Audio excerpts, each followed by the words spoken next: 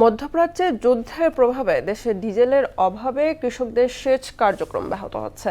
Feeling স্টেশনগুলোতে diesel না পাওয়ায় কৃষকদের মধ্যে শঙ্কা তৈরি হয়েছে। তবে কৃষি বিভাগ জানিয়েছে, দেশে মজুদ থাকা ডিজেল দিয়েই চলতি মৌসুমের সেচ কাজ সম্পন্ন করা সম্ভব। আর সরকারি নির্দেশনা অনুযায়ী কৃষকদের জ্বালানির ব্যবস্থার কথা জানায় জেলা প্রশাসন। মাহমুদুল হাসান রিয়াদের তথ্যে তাহসিন তারিনের প্রতিবেদন। জামালপুর সদর উপজেলার জামিরের চরে ধানসহ বিভিন্ন ফসলের মাঠ এটি। বিদ্যুৎ ব্যবস্থা না থাকায় ফসল উৎপাদনে এখানকার কৃষকদের একমাত্র ভরসা ডিজেল চালিত সেচ পাম্প। এই অঞ্চলের 12 একর জমিতে ধান, ভুট্টা সহ গ্রীষ্মকালীন ফসল চাষ করছেন কৃষকরা। এই সব জমিতে সেচ দিতে প্রতিদিন প্রায় 10 লিটার ডিজেল প্রয়োজন। ঠিকমতো তেল না পাওয়ায় উৎপাদন ব্যাহত হওয়ার শঙ্কা তৈরি হয়েছে।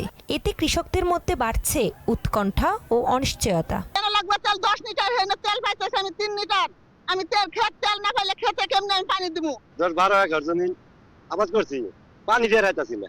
এই তেল বাগানে এবারে আমাদের গ্রামে আরো অনেক মনে হয় যে মাসের জমিগুলো ফাইটে গেছে, ধান পাইতেছে না। সরকারকে আবেদন, আমার তেল না দিলে আমার জমিন ফাইটে, মাঠ আমার ফাইটে গেছে।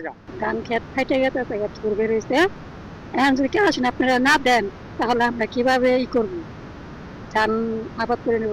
তবে কৃষি বিভাগ জানায়, জেলা প্রশাসন ও জেলা কৃষি সম্প্রসারণ অধিদপ্তরের সমন্বয়ে চাষিদের ডিজেলের সমস্যা সমাধানের চেষ্টা চলছে।